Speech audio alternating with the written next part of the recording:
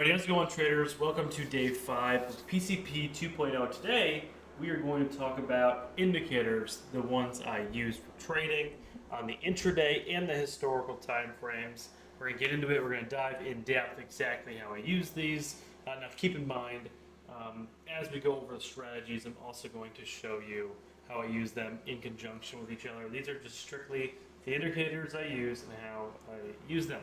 Now, moving on. So first of all, what are indicators? Okay, indicators should only be used as tools or assets in your tool belt to help increase your win percentage or your bias. Okay, so you're either all the way this way in this picture, so you'd be short bias, all the way this way, and you'd be long bias. Okay, so what are the indicators showing? Is it showing long bias or short bias given what the data and the stock chart is portraying? Now, first of all, I just want to preface this by saying you cannot use your indicators just for trading. Okay, so J Money here. We're talking about how we use these indicators. I almost just tripped on my freaking chair, yeah.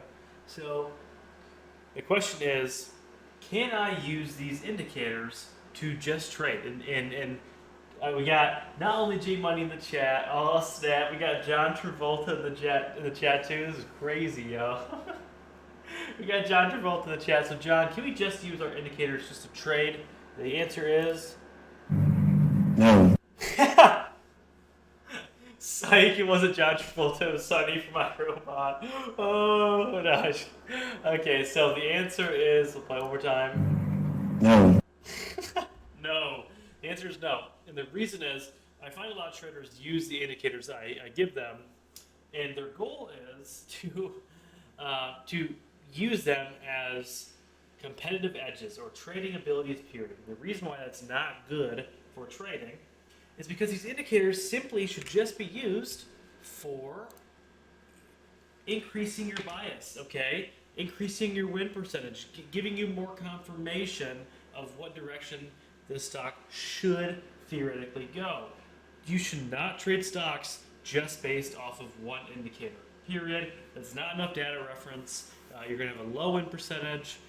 Trust me, if anyone says there's just one indicator that they use, or just, when one indicator does one thing, they use it, I usually call BS on it, because you need to have multiple things give you a bias or give you data, and then you can portray, your trade based off of what the data provides. So the answer is no. We cannot just use them for trading. They have to help us with our competitive edges. So they have to be paired with one another. Okay.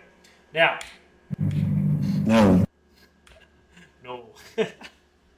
Now, the two intraday indicators I mainly use, and today we're not talking about level 2. Today we're not talking about volume. We're not talking about anything like that. We're talking about the volume weighted average price and the exponential moving average. More importantly, the 9 EMA in the middle VWAP. Okay, so these are the two I use in my intraday time frame.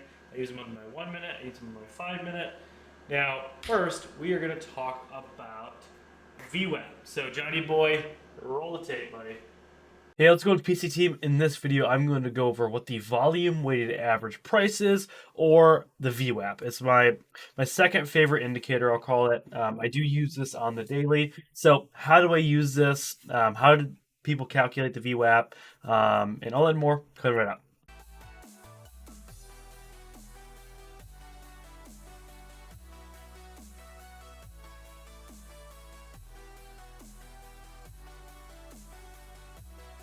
What is the volume weighted average price, or VWAP?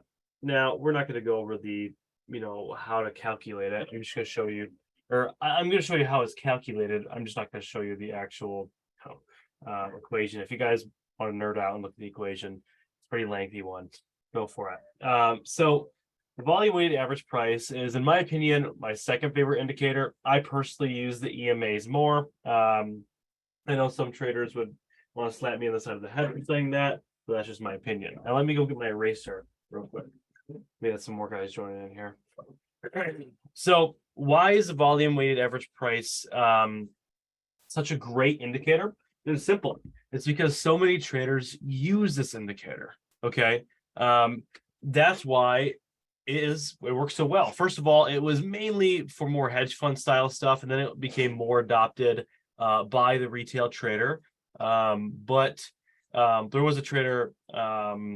Actually, I think Russ Cameron said the reason why so many people use it is because it's the same reason why so many people use stoplights and why stoplights are effective. It's because everyone understands them, everyone uses them. Same exact thing for being or for using the VWAP and why it's so effective when a stock breaks a VWAP or when a stock holds a VWAP for support. It's because so many traders are using it and buying it. So if you have some outlandish indicator, the whole reason why it more than likely won't work as well is because not a ton of traders are using that indicator. It's just simple. Why is the 1 minute in the 5 minute time frame so good? It's because so many traders use the 1 minute and the 5 minute time frame, and they can identify setups in that. No one's using the 6 minute time frame. No one's using the 7 minute time frame. It's you want to use things that more people use so that you can understand what people are looking at. Now, the exponential moving average, we talked about last group lesson. Say a stock does this, okay, and then boom, boom. It would look something. It would look something like that, and then it would start to curl off and do something like this, and then like that. Okay, so this is the EMA, and simply the EMA is calculating the last, several minutes or several candles of data and trying to find the average of all of these to create this line. Okay, that's all it's doing. Now the EMA, like we talked about, it does weigh more heavily on more recent data, which is why I like using the EMA over the SMA when it comes to day trading. Okay, but all it's doing is it's trying to find the average of this price and the weighted average of the price, and it creates this line. That's all it does. Okay, and that's why it's super simple. It's effective, but it only factors in the weighted average price. Okay, so VWAP, we're missing one key letter, the volume. So why is volume so important? Well, for example, if how do I want to say this? Say at $10 a share, there's 250,000 shares of volume, 250K shares of volume. Okay, $1 a share, 250,000 shares of volume at $10 a share. But then the stock gap's higher, and next thing you know, the stock is at $20 a share. But the stock now has 2.5 million shares of volume. Wouldn't you expect that the volume or the weighted average price should probably weigh more on $20 than $10? It's got 10 times the amount of volume here, a 10x volume increase from $10 to $20. But the EMA does not calculate this. The EMA does not calculate any of that. It's strictly just the volume weighted average price, it's just strictly the weighted average price, and volume has nothing to do with the EMA. The EMA will create a solid line even if it's got 100,000 shares of volume on the day. Now, why do traders like using the VWAP? Well, let me just draw a chart real quick. Let me just draw. Usually my VWAP looks like this, and it'll start to level out a little bit. So the reason why so many traders like using the VWAP is it gives you the average of what the volume is being traded in on the stock. For example, the stock gap's higher, volume is increasing, right? That's the stock that's gapping higher. Now, the real reason why a lot of traders like using the VWAP is they like to see the distance between this VWAP and what the stock price is at. Now, if you guys used Thinkorswim, you'll also know that they use a top VWAP and a bottom VWAP to show overbought and oversold levels. Now, I don't use these when it comes to momentum trading because oftentimes, especially during parabolic movement, this stock is just so much higher than the top and bottom VWAP lines. I only use the middle one, and it's the most effective anyway. So, but what it's doing is it's trying to show you that this stock is overbought or oversold, not so much based on the price, but based on the volume. For example, if the stock starts gapping higher and you see the volume weighted average price do this, one thing you know is it's gapping higher off of a little bit lighter volume, because all it's doing is it's taking the average volume right here. And if it starts to level out and the stock continues to gap way higher, you'll know that there was more volume in this area. Now, this is why the volume weighted average price, or VWAP, you guys should do a VWAP counter, how many times I say VWAP, is such a good support line. Because if it comes back down to reality, back down where the normal volume should be, you often see this. It just consolidates over it, and then it'll either continue higher, or if it breaks below it, it's usually a solid short opportunity. Same thing with if a stock moves higher, then falls below it, and later it's consolidating below VWAP, and then it starts to go higher. What that's telling you is there was more volume traded above VWAP, which shows more traders like trading it in that area. It also shows there's a lot of potential bag holders in this area. If the VWAP's way up here, there's a lot of volume trading up here. Now, obviously, you can see the volume bars on the bottom of your chart, but VWAP really makes it super simple for you. Now, what I'm going to do is I'm going to show you some real life examples to explain VWAP even more. Does anyone have any questions? Throw it in the Zoom chat if you have any questions about VWAP, or if you don't understand it, I'll go over it completely over again. Stops. Okay. I'm going to add VWAP here. VWAP. I do not use the upper or lower band. As you can see, I've done this 100 times, so I know where everything is.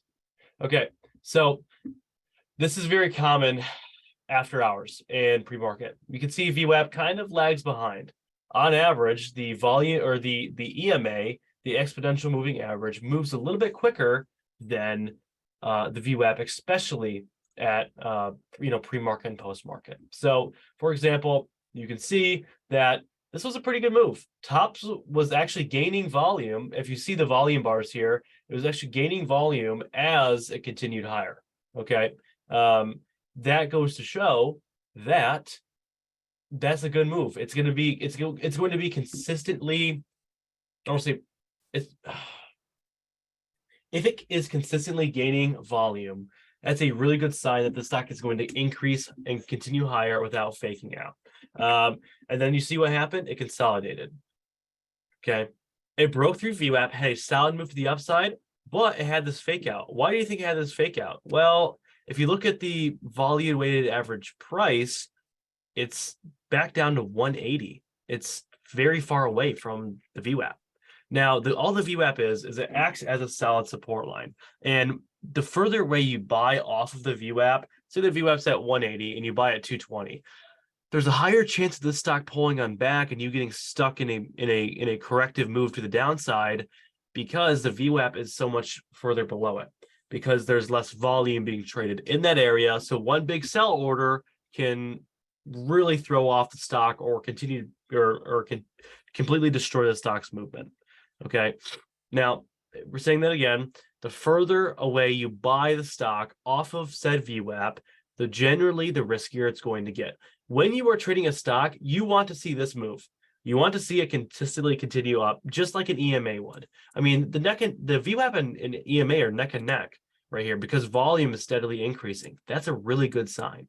Okay, when it doesn't steadily increase and flatlines, this is where you can get stuck in the chop. Okay, it'll move to the upside, have a nice little volume spike. EMA will barely move, but because the average volume was at 180, you buy it for the break of $2 and you get stuck in a fake out, and you're wondering why. Well, look at the volume weighted average price. It wasn't steadily increasing volume. It was a big volume spike. Usually if you get a volume spike like that, odds are this is what's going to happen. Okay, this is widely probably the most used indicator in trading. And as you can see, it kind of flatlined there, and when it broke below VWAP and it couldn't hold VWAP anymore, generally you'll see a retest on VWAP, but this one didn't retest right here. It broke below VWAP and just continued trading lower. Now, looking at pre-market, it didn't move nearly as much. because look at the volume, not much volume. Okay, but check this out. So much volume was traded right at open. You often see even the VWAP might even move faster than the EMA at open because so much volume is being traded. Well, 2 minutes before market opens, Tops announces a secondary offering. Okay, it continues much lower. It's trading in so much volume, the VWAP actually reacts quicker than the EMA because of how much volume is being traded. And you got to think the EMA is calculating all of this past trading data as well. Volume weighted average price says, okay, I'm going to show you exactly how much volume is being traded in the stock, and it's actually moving quicker than the price. That's crazy. You don't see that often. Now, what happens is, if this ever happens, you find that the VWAP, the VWAP oftentimes acts as a good resistance line. It struggles to get back above it. I'm trying to think of the stocks I was trading today that had a similar setup like that. Guys, what was that dead cat bounce stock that we were trying to trade today? Did you remember? I think that would be a good example. I can't remember for the life of me.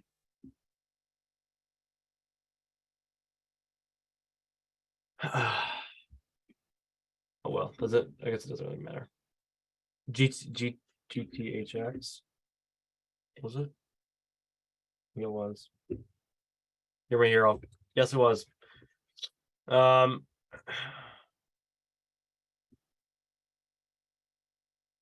Yeah, it's not as good of a setup as I thought. But man, I can't find a picture perfect setup. Lately, I haven't found one that I've wanted to use. But I think the Tops reference is a great reference.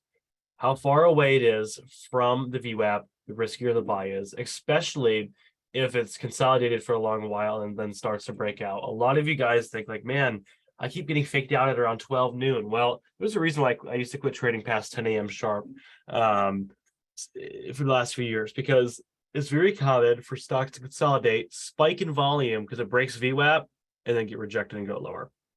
Okay, this is if the VWAP is closer to the price. I'll say this: if the VWAP is closer to the stock price or the stock candlestick, the less risky it is to trade it. As you can see, as the stock started to climb, these were solid trades. There was not really any fake outs. But then when the VWAP started to consolidate and level out right here, look what happened. It got so far away from VWAP, it ended up correcting all the way back down, even below it. Okay, so that's how I use it. That's why I like it, because it's easier to use than trying to calculate these volume bars. Does anyone have any questions on VWAP? VWAP's a hard one to explain. I tried my best to explain it. If I didn't, I will completely redo this lesson and think of another way to explain it. But think of it as a really solid support line, and the further away it gets from that support line, the more likely it is to snap back or it is to reverse. If it's above VWAP, it's a very bullish indicator. If it's below VWAP, it's a pretty bearish indicator. Does anyone have any questions? That do not hesitate to ask, guys. I know, I'm not the world's best teacher. I try to explain it as best I could. But this one's a really tough topic, a really, really hard one to try to explain. EMA, fairly easy. When you start throwing in, volume in the mix, it can get a little sticky. Now, keep in mind, when it comes to using the VWAP, it is all volume-based prediction. So we can see as the stock was skyrocketing, volume was coming in, VWAP skyrocketed. Now, as volume tapered, what happened to VWAP? It flatlined, okay? It went completely flat. Now, once it broke below VWAP, what happened? Came up, retested in this area. Let me do full screen. This was today. This is fresh. I just shorted this. So it broke below VWAP because there's a decrease in volume, generally a decrease in price. Tried to regain VWAP, got rejected by VWAP and ironically the 90 MA. I shorted from 770 down to below $7 a share. So you guys want to make sure that if you're trading the long side, you want your VWAP to be going up like this. And the further away it gets from the VWAP, the more likely it's going to come back down and smack back down, eventually speaking. Now, if the stock flatlines, okay, that is a bearish signal. So bullish signal for VWAP is it's skyrocketing, it's continuing, it's going exponential with the price. Bearish signal is it's flatlining and there's little volume.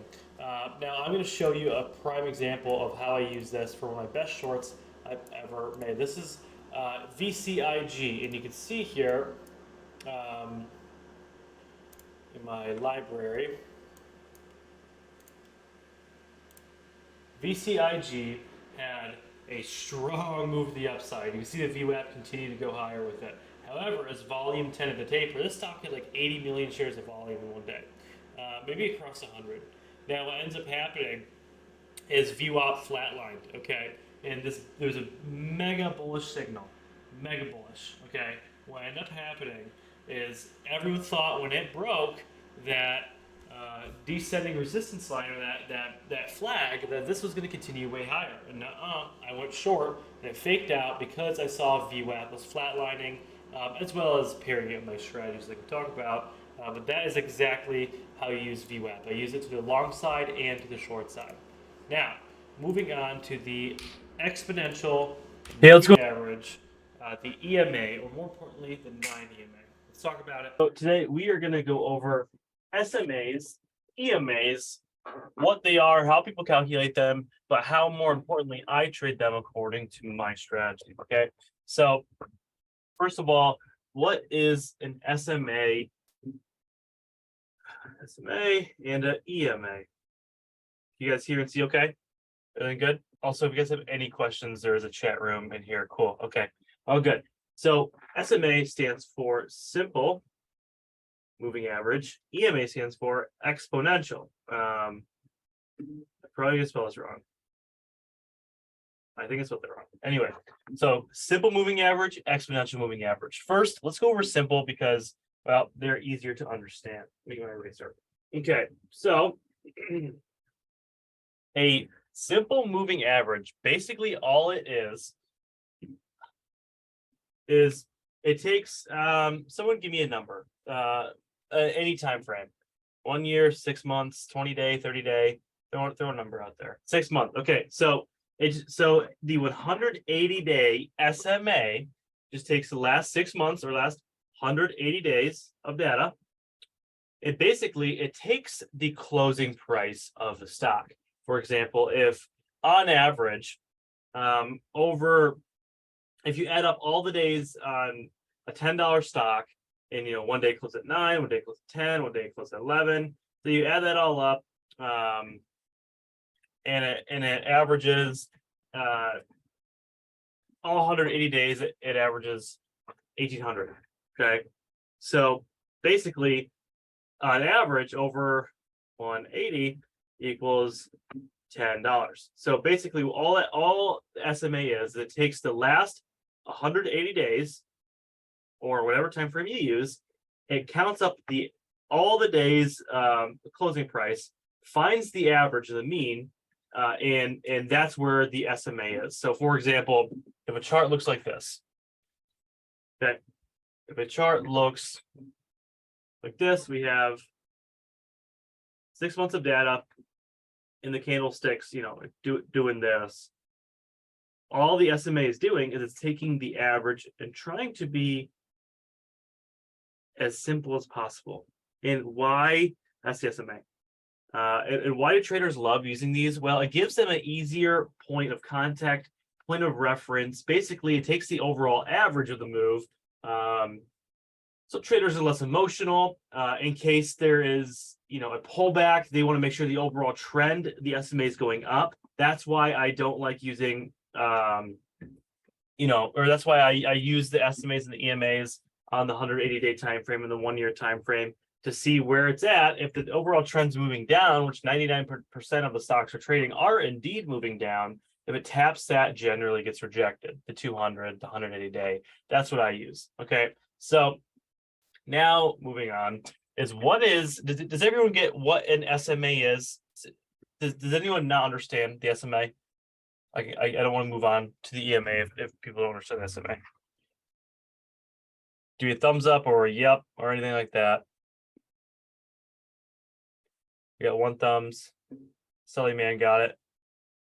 Julian got it. Frankie. Okay, so does anyone not get it? I think it's okay. If you don't get it, I will go back through. I think just about all you got it. You don't get it 100%. Okay, let me go through it one more time, and I'll actually show you a real example. So let's do hypothetically the 10-day SMA. Okay, so we have 10 days of data. This is a stock chart, and the first day you closed at $10. Next day 11, and then 9, 10, 11. It kept doing this chart. 11 was a big resistance, 9 was a big support. It keeps doing all that. So one day last week closed at 10, then closed at 11, then falls, closed at 9. You see the average, then basically all the SMA is doing is it's trying to find the average of what it's closing at, and then it creates this line or the simple moving average. Likewise, if it was closing at 10, 9, 8, 7, the SMA would be looking like this on the chart. It'd be going down. Okay, so basically the simple moving average is all it's doing is it's finding the mean of what the stock price is doing in that given time frame and creating a line. That's all it's doing. I'll go back in and I'll show you real life examples. Now, the exponential moving average is a little different and I like it a little bit better. Now, the reason why I like the EMA and I use the EMA for day trading is because more active traders actually use the EMA. Now, does anyone know the difference between the EMA and the SMA? There's just one key difference. That's it. One key difference. Does anyone know? Anyone want to stab at it? Free t-shirt for anyone who knows. Oh, how's the pressure on? Give you guys 2 minutes. One is exponential, more accurate. EMA is faster. Close. What do you mean by faster?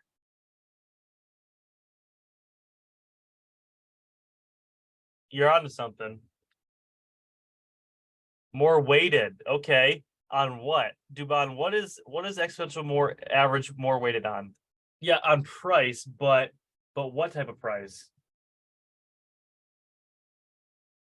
Data that's current. Yep, you got it, Julian. So it is more heavily relied on the more current data. Okay. So Julian, DM me after this, we'll give you a free tea. You guys all did very well, but technically Julian got it first. So here's a chart. Okay. The exponential moving average, all it does the same exact thing. But in this case, say we have 180 days of trading data. Okay. The exponential moving average, let me use more colors here so you guys can clearly identify the difference. I'll make this bigger. I'll make this bigger. Plus DRP just landed, so I want him to hear this. Here we go. So we have the 180-day time frame, and the stock chart is kind of doing this, consolidating, and then within the last 10 days, it just that might be a little exaggerated. Let me adjust that a little bit.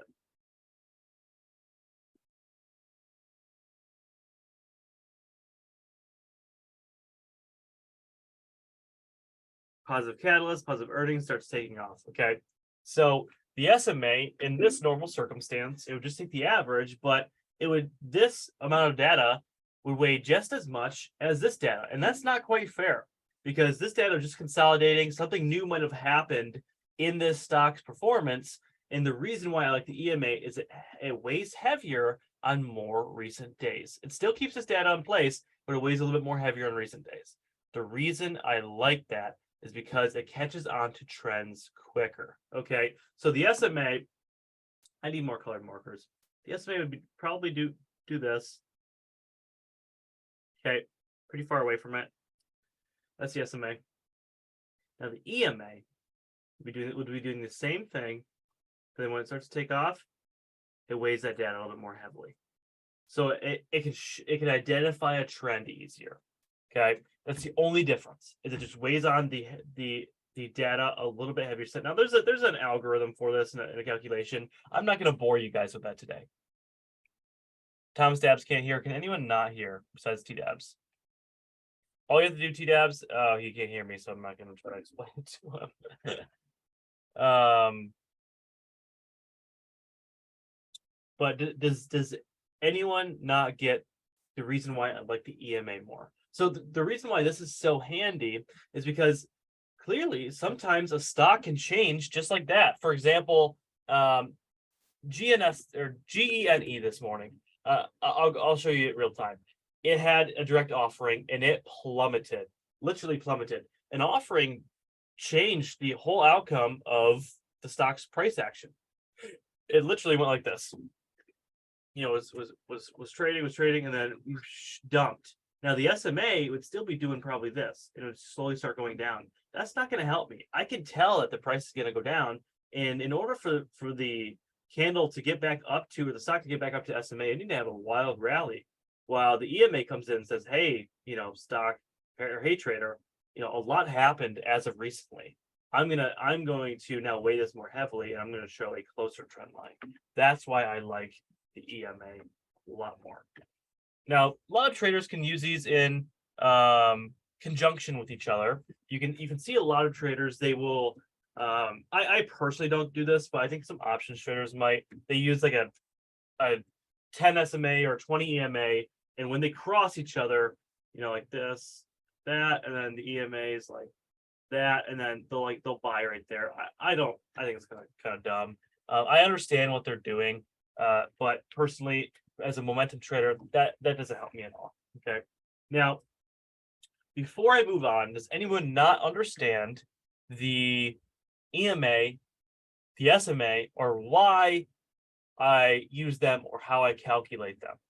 Does anyone not? I will go over this 100% again if I need to. However, I will show it to you guys in a real life example.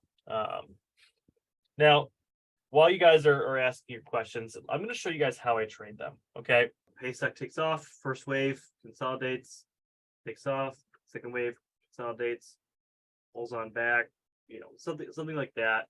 What we see often is the exponential moving average deems an excellent support line. So what happens is it obviously starts behind it and it catches up. Does something like this. Now, because it's exponential and what we know about exponential charts, it's like that, it weighs this data a lot more heavier. So on dip buys or support buys, you often see me buying when the penny stock comes into contact with the 9 EMA. Okay, 9 EMA is great. And every time it taps that 9 EMA, you saw me do this morning. You saw this exact thing happen this morning, and I bought. Now I'll show you the example. This was on the 1 minute time frame, and the stock was.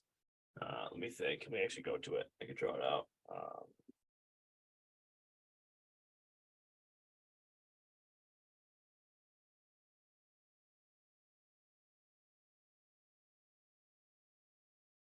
The EMA was just catching up to the penny stock because the penny stock was rallying. I mean, this is the penny stock. Penny stock was doing this, and the second it flashed down, it bounced off that 9 EMA. I bought off that support line, and it rallied. Very common for the 9 EMA to act as a solid support line. I'm going to show you some real life examples. Now, you can use the 9 EMA for the long or the short side. People don't understand this. People don't realize that you can use this. It's a double-edged sword. Okay. I'll show one more example, then I'm going to go in the actual my actual trade logs here. Last drawing example. I'm sorry. Okay. Penny stock rips. First pullback, second pullback, third pullback, tries, reversal. Now, hypothetically, if the 9 EMA is doing this, catching up to it, okay, and then you see that. Where do I start my short? Okay, when it breaks below, it actually closes with a 1 minute or a 5 minute candle. You generally the 5 minute candle when it closes below the 9 EMA. that's complete confirmation that this is no longer the trend. Again, the exponential moving average and the simple moving average are solely to identify trends. That's all they're doing. And if the 90 EMA is doing this, that's a very bullish trend. Now, if it breaks that trend, that's an awesome short opportunity, especially if you count your pullbacks and you hear 1, 2, 3. Okay, that break is a solid play. So you can use this exponential moving average to identify support, like here, right here, or when it's going to either come as a kind of a break point. Now, if it breaks below this, it's time to short. Now, just note that yes, sometimes you can see a penny stock flash below it. Traders buy the dip and then it rallies. Flash below it, buys the dip and rallies. That's why I wait for a 5-minute candle to close below the 9 EMA and then I start my short. Okay, because that's all it's doing is identifying trends. And when the trend changes, you don't want to be long anymore. You want to be short. All it does. So let's go in my computer and let's look at some real life examples. And if it still doesn't make sense, I will come back and I'll redo this again. Okay.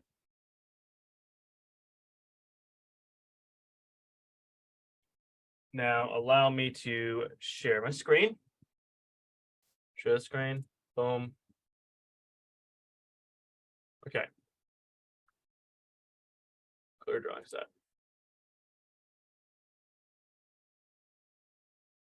This is HSCS on the 1-minute time frame. Let me get rid of VWAP so you only see the 9 EMA. So the 9 EMA is this blue, the cyan blue line. Okay. Now the first trade I took on it was the first dip it had on said 9 EMA.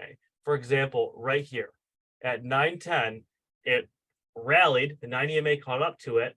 What happened was the stock had a nice pullback, bounced off that 9 EMA. I bought off that 9 EMA bounce and I sold as a popped higher. And as you can see, it held it for a few more times. And then it continued to trade out. But I like the 9 EMA more so on the 5-minute time frame. I'll show you a good example if it'll let me scroll back here. Great example right here. This is a 9 EMA on the 5-minute time frame. Okay, for example, boom, it news popped, pulled on back, found support in the 9 EMA, rallied.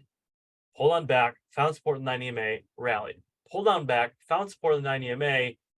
Then I did actually take this short opportunity as it broke below it, but there was another key news catalyst kind of threw this off, and it ended up rallying even more so. Excuse me.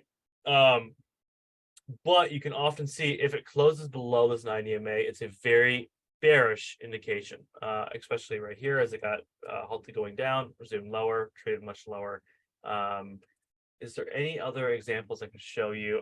I have hundreds of examples. I'm just trying to think of one that we've traded as of recently. Let me see. Scroll. BGXX. I was screaming at some of the team members, not screaming, but quite literally screaming at some of the team members to short BGXX. Look at this. It validated the 9 EMA the entire ride to the upside, not the body closing below the 9 EMA once. Literally not once. It continued and continued to rally. Okay, bouncing. Solid support buys all the way up. And then when it had a candle close below it, look what happened.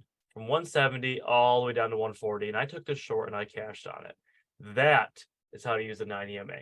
Use it as support for the first 3 pullbacks, and then when it stops validating it and actually breaks below it, time to reverse your order, go short, lock in profits. It's probably going down.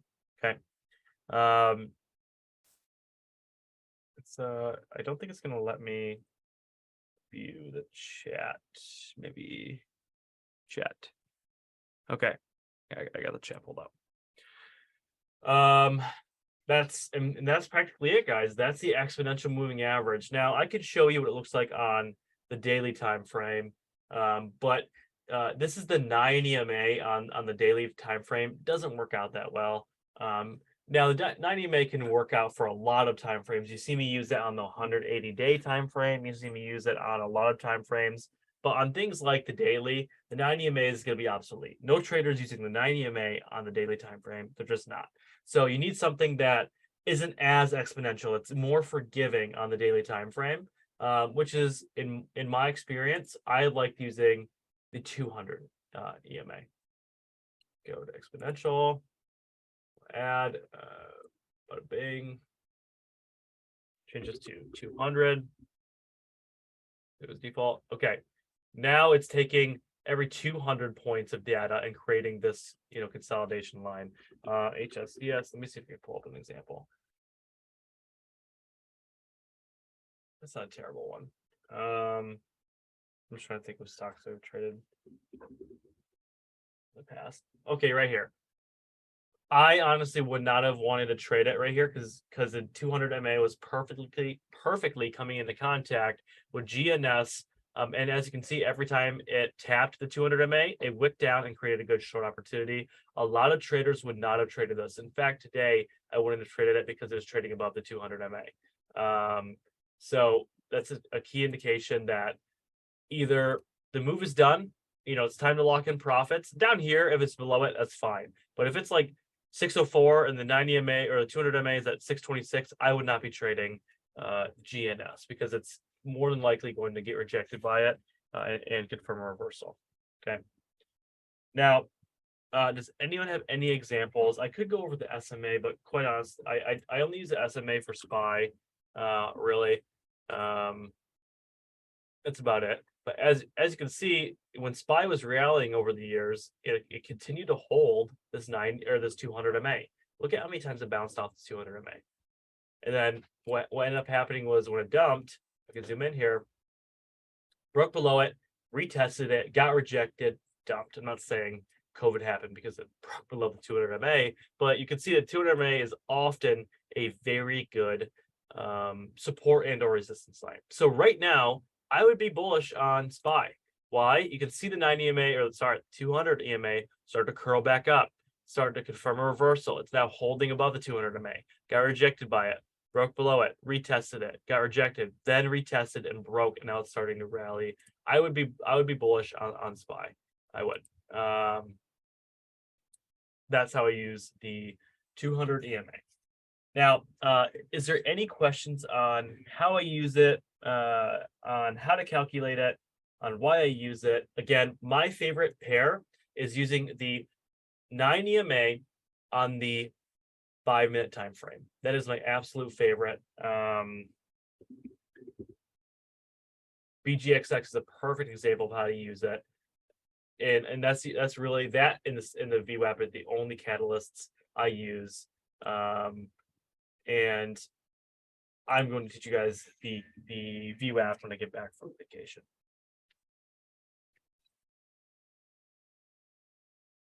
What do you think, guys? Yay, nay, you want me to redo it, go over it?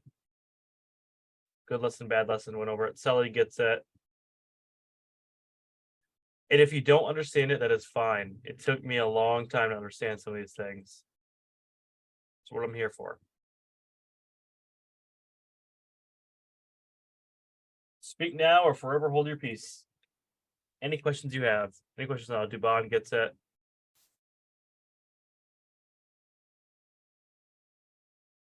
Julian got it. Good lesson those to watch for the next live stream. Frankie got it. Yeah, it's hard to kind of comprehend it when we're just talking about it. You know what? I have the trade on. Want to see something cool? I got the trade on video. Watch this. So this is the 90 EMA. Look at the top left hand chart. It's on the 1 minute time frame. Okay, watch what happens. So it's currently dumping when my charts are kind of bugged. Right there. So, okay, so it's retesting that 9 EMA. Okay, on the 1 minute time frame, and I have it muted, but I say I'm buying here. So I bought right there off the retest, and then look at this 5 minute this 1 minute candle turn green. I'm zooming in on it.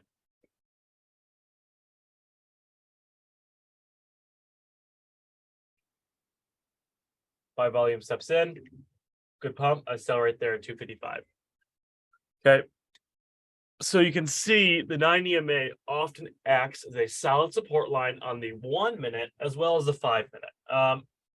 I like the 5 minute for shorting, and the 1 minute for dip buys. That's how I play it. Okay, that's a live example of how the 9 EMA is used. Does anyone understand? Does anyone not understand why I traded that trade? Again, I like exponential more than simple because if I was a swing trader, I would probably use simple more.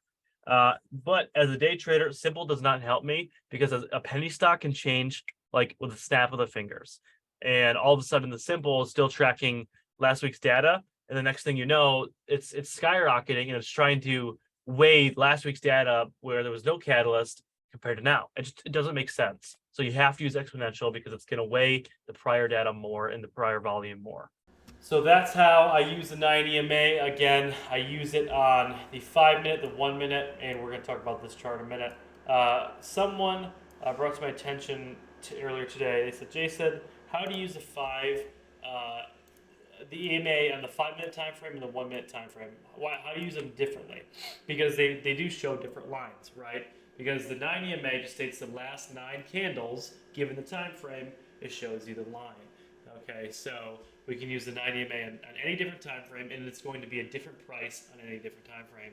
Unlike the VWAP, you can see the VWAP is the same on the 5 minute and the 1 minute. Now, how I use the 9 EMA on the 5 minute time frame is I like to identify. First of all, I like to identify reversals because if a stock is skyrocketing, oftentimes it's not going to come into contact with the 9 EMA and the 5 minute. However, I like to identify reversals with them on the 5 minute. You can see when a stock breaks below the VWAP, or the 9 EMA, like we saw on the video, what's going to happen? It's more likely going to continue trading lower. Now, on the 1 minute, I like to use it for entries and exits. So I use my 1 minute for my entries and exits, and I use my 5 minute for the setup that I'm trading. I can identify the setup easier in the 5 minute. It's more consistent. It's more of a summarized approach. So I was trading the first 5 minute pullback right here. Okay, this is what I was trading in the 5 minute. Now if we look over the 1 minute, first of all, before we move on, the 9 EMA was down at 633, so it was very far away from the stock price. So that didn't really help me at all. It wasn't going to bounce anytime soon. It was trying to catch up with the price. But on the 1 minute, what was happening? It was bouncing off of the 9 EMA on the 1 minute time frame. Okay, so when I saw this, I added as it curled off the 9 EMA. As you can see, it validated it all morning. And once it came back down to 9 EMA, I added for a move way higher.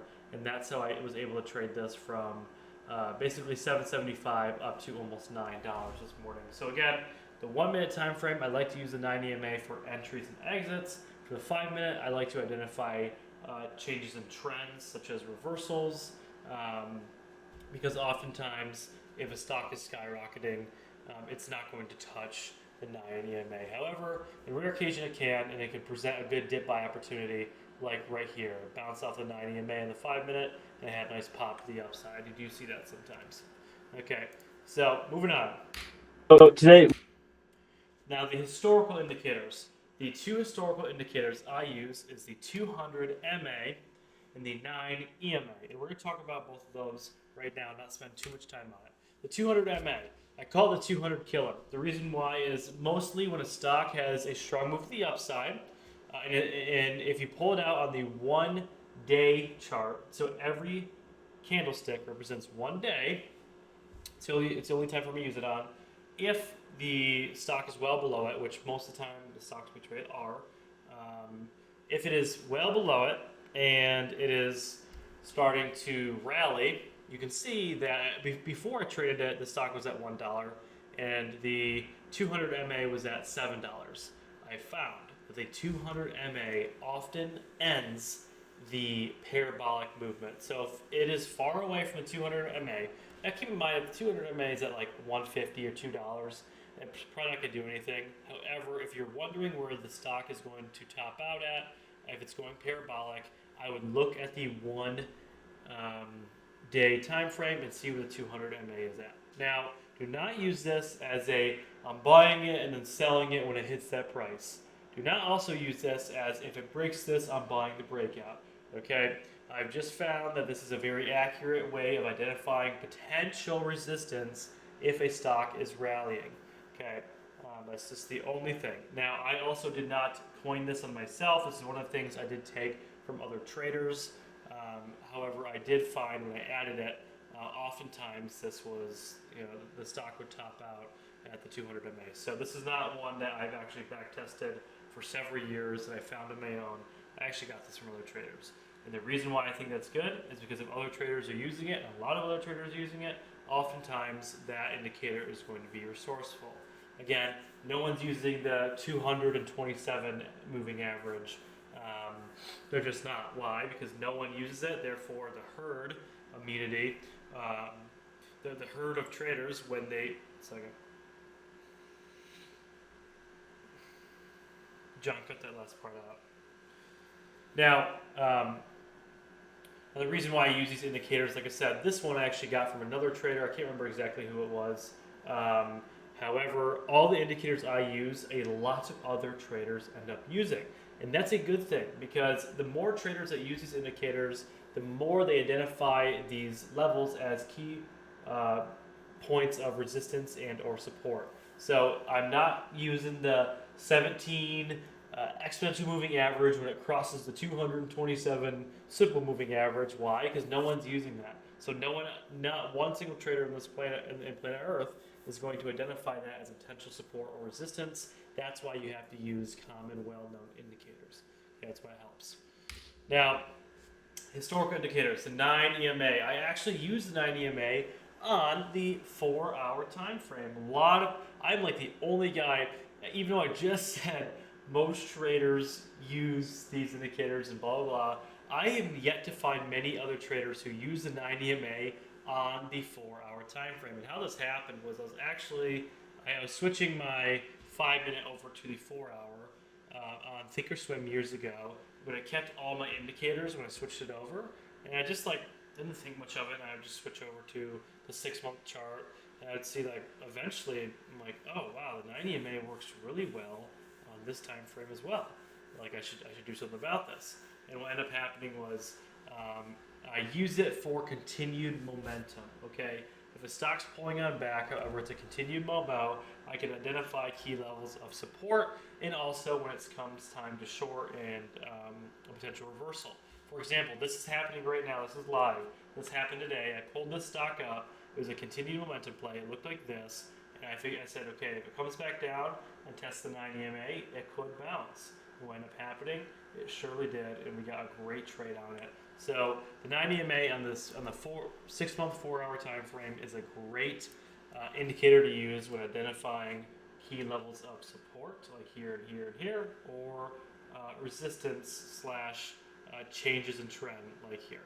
So if you guys have any questions about any of the indicators I use, feel free to message any of the team members. However, this is how I use my intraday and my historical indicators. Again, guys, this is subject to change. Okay, I just want to preface this video with saying this is subject to change. In a few years, I could definitely end up adding more indicators that I like and removing ones I eventually don't find helpful. However, to my knowledge, these are the best indicators that I use for momentum trading. This is, for timestamp purposes, about 5 years in. I don't foresee myself changing it all in the near future. I've stuck with these for a few years now. However, as a trader, you have to be subject to change, and this is one of the things that you can definitely change, such as what indicators are my indicators actually healthy. If you start seeing that the 9 EMA no longer acts as key levels of support or resistance, then I'm not sure. We'll have to figure out what we're going to do then. But for the last 5 years, it's been a steady tool in my tool belt that's always been consistent and helping me profit more on trading. So that's it. If you guys have any questions on the indicators, feel free to message the team, like I said. Last thing, this video is not meant to show you exactly how I use them in every single one of my strategies. I just wanted to show you the indicators and how they work. And then later on in PCP 2.0, you are going to see how I use them in conjunction with my strategies. Because like Jay Money said, and like Sonny said from iRobot, no, you do not want to use these as a sole strategy or competitive edge. You want to use these in conjunction with your strategies and competitive edges. Okay. All right, you guys. Appreciate this. Appreciate you guys for tuning in. I'll see you guys first thing tomorrow morning. Peace.